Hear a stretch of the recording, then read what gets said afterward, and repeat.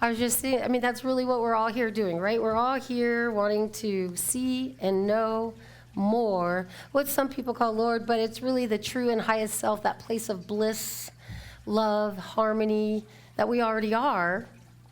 And we've talked a lot about the things that get in the way of us actually having that realization. And we're going to continue that with the echoes of the invisible. So that's really what we're talking about today. And what I wanted to affirm about this is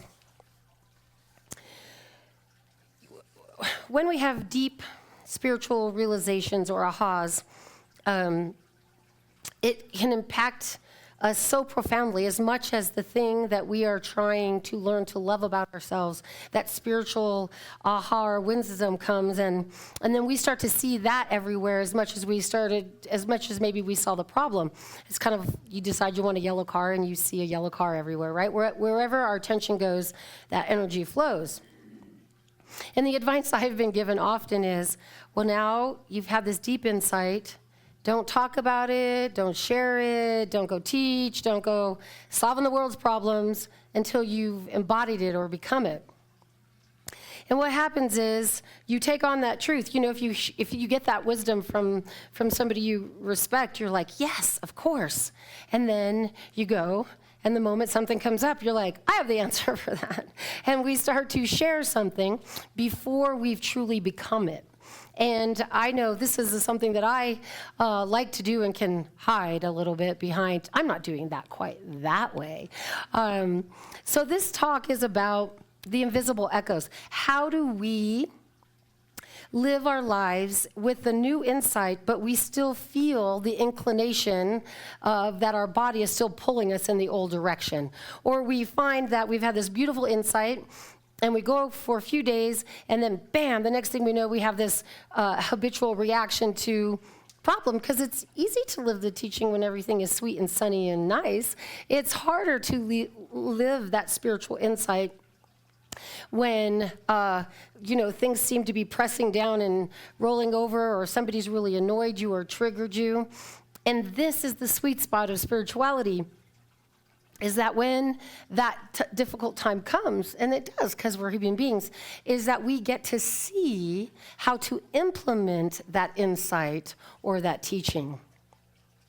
So the talk is not changing about the way we are, it's about living in a way that reveals what we've truly come to believe. So sometimes we outgrow beliefs mentally, but continue to embody them unconsciously. I don't know about you, but that's me. Maybe not you. So the moments life reflects back to us what we thought we've gotten rid of or we were done with, the echoes of the invisible come to play. And this is actually a very sacred place to be. Ernest says, we cannot escape from the creative power of our thought. That which we mentally affirm, we become. So as an example, beliefs don't disappear just because we stop giving our attention to them. So, you might have said, I don't know about you, but some of the work that I'm doing is I am enough. So maybe we are walking around saying, I'm enough, but still shrink in conversations, or we still feel a sense of discomfort that we have to try something new that we haven't before. So maybe you're a people pleaser, and the new insight has called you to speak your voice into the room, and that still feels very difficult for you. And what can become confusing about that is, is this the time I'm supposed to speak my voice in the room? I really feel uncomfortable. Or it might, I don't know about you, but when I'm uncomfortable, I feel things in my stomach, and I'm like, maybe now is not the time. But the reality is when we have a particular a way of moving and being, which isn't right or wrong, it's just what we've learned to do. And then we've done the work and we have the spiritual insight as the counterpart to that. Then when the situation comes to meet us, there can be extreme discomfort in living that new idea or that truth. Because one, it shows us that we've embodied it as an idea or a new concept and as knowledge, a particular type of knowledge, but not necessarily as knowing, meaning it hasn't become our way of moving and being yet. So the life has a way of letting us practice. So the people that we are running into or bumping into, they still show up. And what happens is that then we are given this opportunity to test out the new wisdom, and maybe it didn't work out so well. And that's okay, because my teacher used to say, don't worry, there's lots of opportunities always to learn a new way of being. And that's the dance that we're always doing. So the goal isn't to know something new, it's to live from something that you know. And so what happens when that discomfort comes to play with us? Right in that space is the sweet spot. Right in that space, if there's discomfort, if we are typically quiet, we don't put our voice in the room, it might be time for us to put our voice in the room, and it is really difficult or uncomfortable. It doesn't mean that it's not the right time for your voice to be in the room. It doesn't mean that it's not the right time for you to try to live and move from that truth that you're learning to embody. It means that you're used to doing things this way, and now you're doing them this way. And that space can be quite uncomfortable. It's like learning to play the piano. It's like, you decide you're going to go walk every day, and you get 5 feet down the street, and you're like, it's hard. The things that we have to do physically in our body are just as difficult as the things that we have to do mentally. And the wonderful thing about our philosophy is there are so many tools to help us when that sweet spot comes, I say, where the doubt comes. There's usually a self-judgment, which is what we talked about a little bit last week. So when the echo of the visible comes, this is our opportunity to deepen the work and to really get to the crux of that weed. This, to me, is what love truly is. This, to me, is that love is that the law works. And the law works as a mirror or a reflection to where you're pointing your attention. Ernest Holmes tells us that, there's a mirror that the thinker thinks, it's always thinking back, right? And so one of the things that Ernest Holmes says is, life is not something to be endured, it is to be lived in joy, in its fullness without limit. And he says that echo isn't here to shame you, it's here to show you. That those echoes, those moments, it's here to show you your brilliance. It's here for you to meet the contradiction in a new way. It says, I see you. I'm listening. Let's find this route together. To learn how to think is to learn how to live. This is what Ernest Holmes says. Excuse me, I have a little sniffles. I apologize. Ernest also says that the spirit within me is God, and it is the spirit which is perfect, whole, and complete. Well, what makes that statement true? This is where we have to start thinking. This is where we have to stop taking things at a surface level and start to integrate them into our being by deepening our understanding of spiritual truths. And what happens is the echoes of the invisible come, and then we can meet them with that deeper understanding in that spiritual truth. Taking a breath. These can be the difficulties in our family and our lives. I don't know about you, but every time I think I've made spiritual progress in my family and in my interactions with my family and my relationships, I get put back in my place, and I get to see that I haven't made as much progress as I thought I have. And it's kind of a humbling check from the universe. A little bit more work to do. Now, that doesn't mean that there'll always be work to do, because I hear a lot of this, how do I hear it? In a myriad of ways, I hear, well, we have our whole lives to learn. Well, the reality is, the more you want to know God, the more you are inspired to do the work. And the more you are inspired to do the work, the deeper you take the practice into your beingness to reveal the joy and the bliss that you truly are. We can't spiritualize practicality. We evolve moment by moment into what moments actually need from us. And nobody knows the character of your life better than you.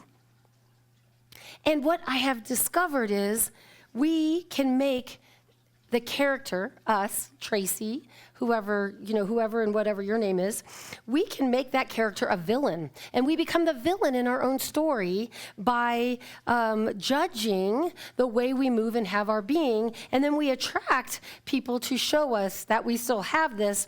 And our typical reaction is to go out. But the sweet spot is to go in without judgment.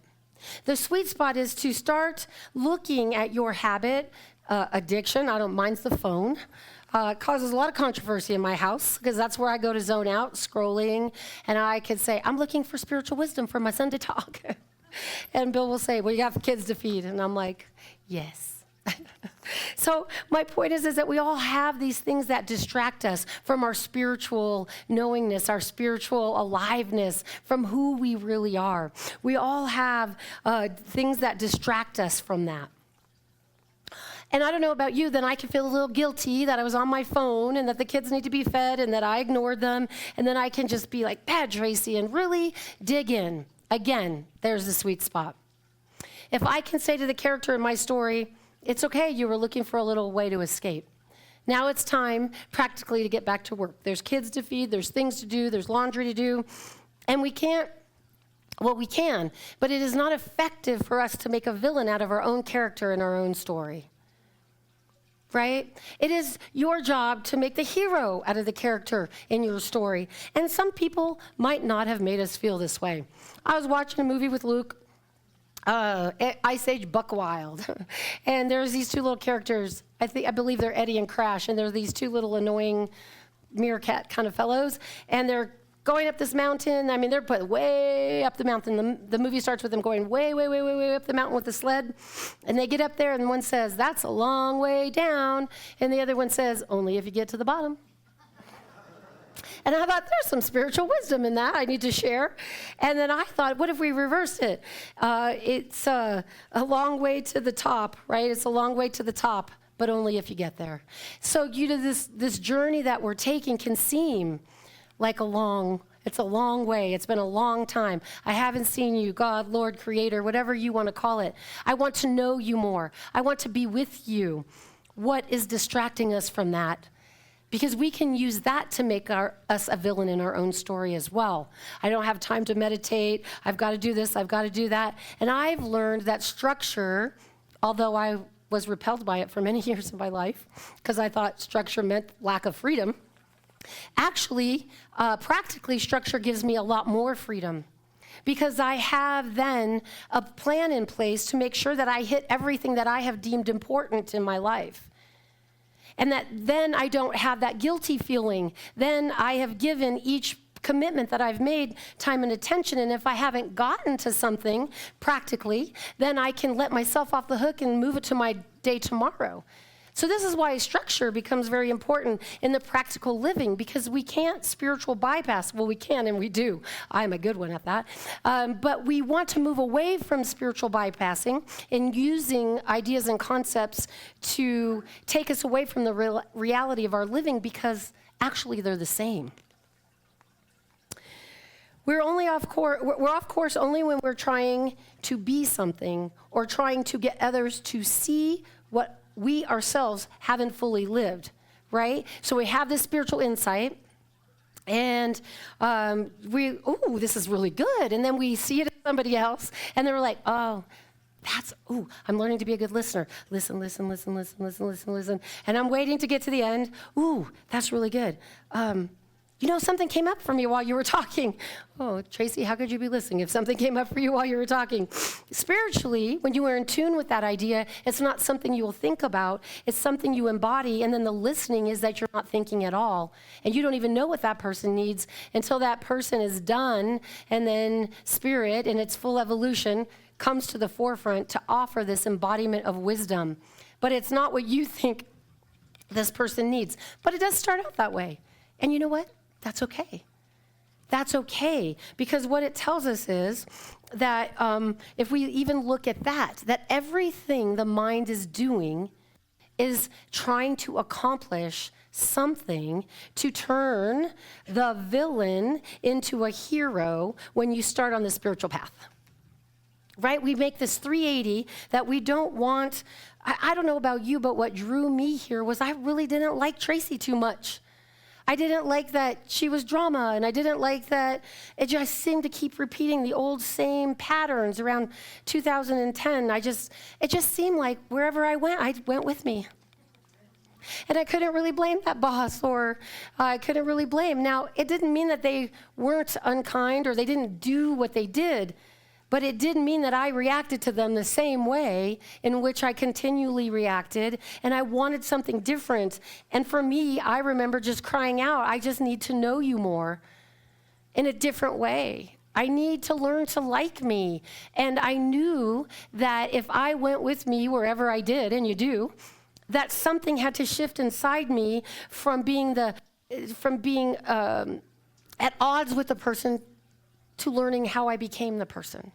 And then forgiving the people who influenced who and how I became. And then in that freedom came a space for me to know the Creator, that deeper and higher part of myself, without thinking about all the mistakes that I thought that I made, which is very natural to make them, right? And what really is playing out is cause and effect. So it's not really that we're horrible people. It's not really that the thing that we've done is bad.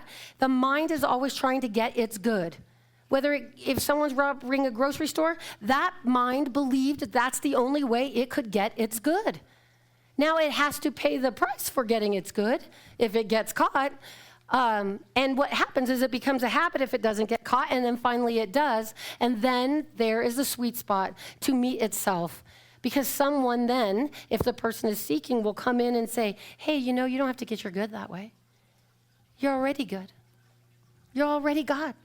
And then the mind is like, that person isn't telling you the truth. And there's this dissidence that happens as we straighten ourselves out and we get in alignment. So when we're off course, we're really, really, really only being redirected by the law or the love that the law is. This is how kind the universe is. Each moment of existence offers us two doors. Ernest says, there's one door of opportunity to wake us up to the true reality of life, your true beingness, that joy, bliss, and harmony that we're always seeking out there. We start to realize it's in here. We have these moments of complete clarity. Those are the beautiful insights that dawn on us when we go into the woods and journal, or we're starting to have that stream of consciousness and we're writing and something comes out and it pops out at us and it was like, wow, I didn't know I was living from that belief. It comes as a total, complete surprise to see it on paper. And then if you're like me, I get really excited about it. I'm like, did you know I was living from this belief? Depending on who you're talking to, they might go, yeah. But when it's a complete surprise to you, you realize, wow, that was an unconscious seeing, and that was blocking reality, the true nature of your being. So if you don't like the main character in your story, it's your story. You own it. You play it.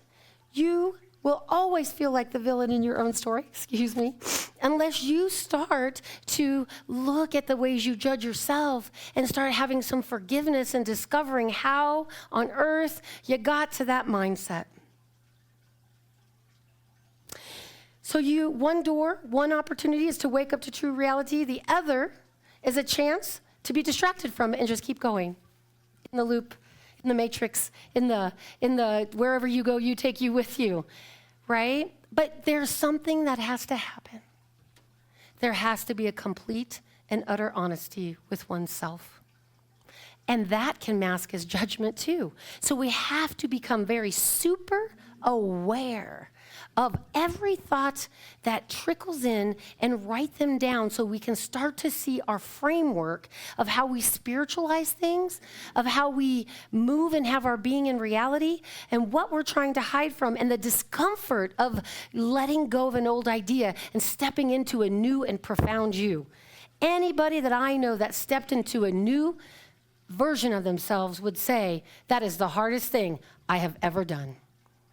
It was the most uncomfortable thing I ever done, and I tripped all the way down the altar getting there. But you know what? It doesn't matter, because once you start that journey of something new and changing the character in your own story, the journey has begun. The sun doesn't stop shining on you once you start. If you try to walk away from it, it'll be extremely uncomfortable, and the law has a way of calling you back. Consciousness will keep mirroring back, not to punish you, but that's because that's what love does. Love gives you the opportunity to keep growing and moving and having your new idea of yourself come into fruition. Love is that the law works, and the law works because you have stepped on the path. The mirror is your map. The mirror is the work that you put into yourself. The mirror is the person that you meet that triggers you, and the sweet spot is the how you respond. And it's not good or bad how you respond. It's just merely saying, oh, I didn't really like that. It's a version of me that doesn't exist anymore. I had that spiritual insight. You know what? That spiritual insight wouldn't have said that. And then you don't have to go out and, if you feel like you need to apologize, you should. But you don't have to, because the work is in here. And then you write down that spiritual insight again and you say, how am I out of alignment with that? How was my response to that out of alignment with who I know myself to be? The mirror is your map. The echo is your compass. The ache to be who you truly are is the invitation. And they are all the yellow brick road. It is built into your being and always pointing you home. The yellow brick road is built into your beingness, and everything that we do, everything that we've been through, everything has been for you, in the sense that it doesn't mean it was kind, it felt good, doesn't mean it wasn't traumatic. It means that it was pointing to the internal in-being of you that says, hey, we're a little off track here. And if you've ever tried to kick an addiction, you know how difficult that could be. And we all have one of some kind. I like chocolate cake, okay? If someone put chocolate cake in front of me, I'd have a really hard time saying no, even though, these thighs probably say no. Right? Some part of my body is like, don't eat that cake. And the more, I was like, well, I'm going to eat it this time, and then I'll just justify it later. So, that's what an addiction is like. It's just pointing us, it's just distracting us from our true nature. So what happens is that when we calm ourselves, we write, we ask, why is this chocolate cake such a distraction from who I truly am? What is it giving me that the character of my story isn't understanding about itself and its true nature, that is giving me a temporary relief from something that I already am? And I don't know about you, but I'd rather have the permanent idea of myself than an instant or instantaneous high from a piece of chocolate cake. But in the meantime, you still might see me eating a piece or two, right? But this is what happens, is that thing that's distracting us is giving us a momentary glimpse of knowing that which you are so much greater. That's what Ernest Holmes really wanted you to know, that life can be a distraction, and that somewhere, some idea, some belief that you're buying into, that I'm buying into, is a distraction from being that thing all the time. But the mind laying down proclivity to one thing or another is very challenging. And this is why we have beautiful spiritual teachers, practitioners, ministers, so that we can go sit in front of them and be honest. And I don't know about you, but the mind doesn't really like to be honest, because the minute it's called on itself, it starts a whole journey that can be quite painful and beautiful, because that's where the sweet spot is. That's where the yellow brick road leads to, is to your freedom from your own character, to allow the character to live the human life, to be in the world but not of it. Meanwhile, inside is this glorious, blissful thing that meets every discord in a way that it knows how to best. And that there is no doing, there's no I have to do anymore. There's only showing up and allowing that which is greater to have that surrendered part of yourself to meet and share the wisdom. This is how the idea that one person gains a realization, the whole consciousness does, because there isn't multiple consciousnesses, there is one. That's where one and unity come from. This is the message of Ernest Holmes, that there is one, and when that one is revealed and opened up to an individual, then they meet every other individual with an opportunity for that person to meet reality. So living it, truly living it, requires a different response from each of us in different moments. Each distortion we've carried, which was once a protection or a bypass, we must meet it personally. We can't spiritualize the answers to these things. When we are in this, when we're in suffering or we have some type of disruption, we do need to look at things practically to apply a spiritual principle. And that's what Ernest Holmes is sharing with us, is that there is no, you cannot spiritually hide from the mind. The mind doesn't know these things.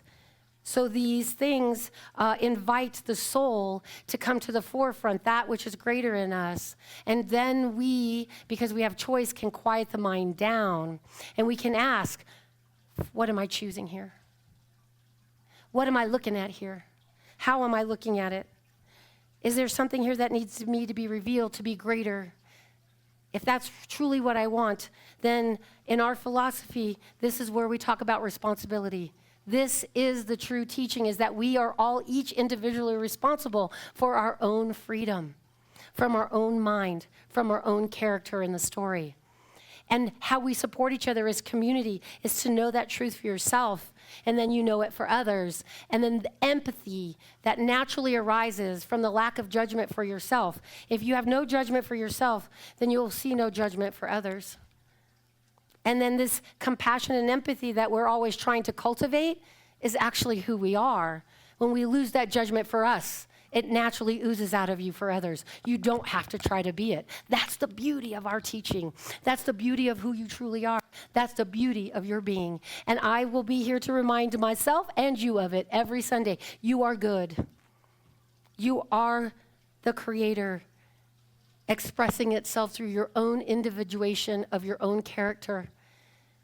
And how you wish to express that is totally up to you. And that's the beauty of our philosophy, is that you get to express it however you want and bump into whoever you want.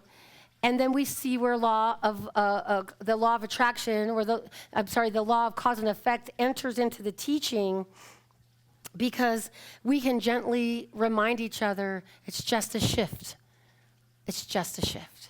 Shifting out of an old idea and into a new one, and giving the body time to embody the new idea, and seeing where it is in opposition to it, and then being honest about it to yourself, no one else, and then taking a breath, feeling the discomfort, and letting the discomfort lead you to the illusionary belief.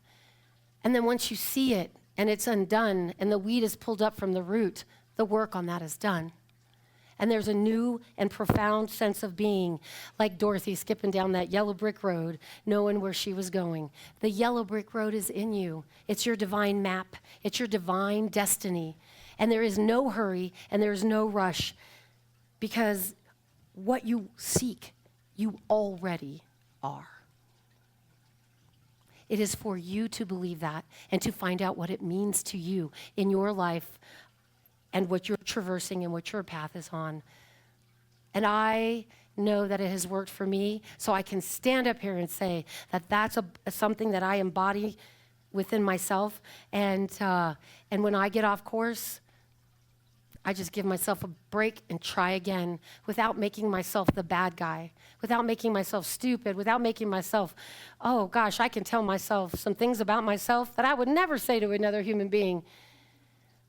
And right in that space is the moment of love where you turn the light out and in. And I don't know about you, but man, when you're trying to love yourself, there's something inside of you going, "Bup, bup, bup, bup, bup, bup, bup, bup." And you just have to go, it's okay. We have to do that loving self-talk. We have to reach out to a friend or a trusted advisor. And most importantly, forgiveness is acceptance of right where you are and not making it wrong. Just a new opening for a way to be. And so it is. I will. Thank you. Will Inkler, that prayer, can you give me a little strummy with your guitar? Sorry, I'm so apologize for this. I just know, as I plant my feet right here, and I connect in my mind, I just let it calm. And as it calms, the clarity opens up. I create an avenue for the wisdom to just flow down naturally, meeting anything unlike itself. And that flowingness of that wisdom meets those independent thoughts or illusionary statements that somebody helped us to be true about ourselves. And it says, that is a discordant fact that you can let go of now. That is not who you are. That is not your true beingness. That is not your nature. And that anything unlike that empathy flows out and dissipates. It has been said that the situation that creates a very deep and intense feeling lasts really only 40 seconds, and the rest is a memory reliving itself. So as that clarity and wisdom comes into our body and we feel that tightening, we allow that energy to just dissipate it and the story that goes with it. And we let that light within us shine a little bit brighter, revealing more of the truth of who we are. And there's a freedom. There's a pep in our step to know more and to be more. For once you glimpse that truth, it can never leave you. It is just beckoning to give you more, to reveal itself more and more and more to you as your true nature, letting the character go and coming forth as that brightness, that consciousness of love and light and beauty and wisdom to meet every scenario in a way that is empathetic for this world that we live in. That these are the teachings of many teachers on our planet. For us specifically, Ernest Holmes knew that the embodiment of the truth of who we are would push out any lie, any addiction, any untruth that was holding you captive by your own mind, and it allows you to rethink, restructure, and redo and step in to the graciousness of Spirit. For by grace all things are revealed, all things are done, and all things are renewed. For the grace of Spirit is your own love giving itself to you to show you the way forward, and we are all better because of it.